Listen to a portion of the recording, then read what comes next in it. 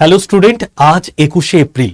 আজকের দিনটাকে আমরা civil service day, national civil service day হিসেবে পালন করি।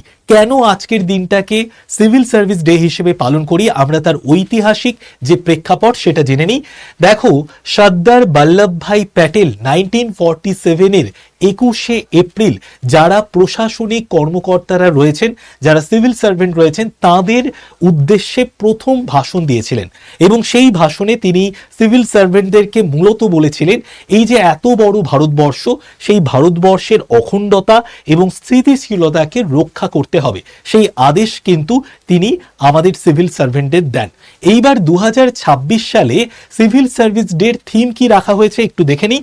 দেখো, থিম রাখা হয়েছে বিকশিত ভারত, জনকেন্দ্রিক শাসন এবং শেষ প্রান্ত পর্যন্ত উন্নয়ন।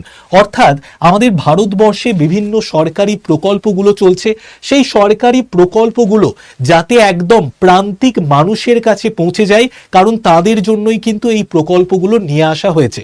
তো প্রান্তিক মানুষের কাছে যাতে স্বচ্ছভাবে সরকারি প্রকল্পগুলো পৌঁছে যায়, সেই লক্ষ্যকে নির্ধারিত করেই কিন্তু 2026 সালের সিভিল সার্ভিস ডের থিম রাখা হয়েছে বিকশিত ভারত, জনকেন্দ্রিক শাসন এবং শেষ প্রান্ত পর্যন্ত উন্নয়ন।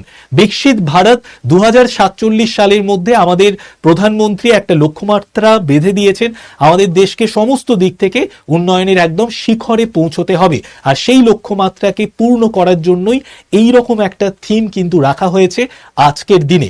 তোমাদের জন্য আমার একটা প্রশ্ন রয়েছে, এই যে দেখতে পাচ্ছ সর্দার বল্লভভাই প্যাটেল যিনি 1947 সালের 21শে এপ্রিল সিভিল সার্ভেন্টদের জন্য একটা ভাষণ দিয়েছিলেন, তার জন্মদিনটা কবে এবং তার জন্মদিনটাকে আমরা কি ডে হিসেবে পালন করি এটা তোমরা কমেন্টে লিখে জানিও।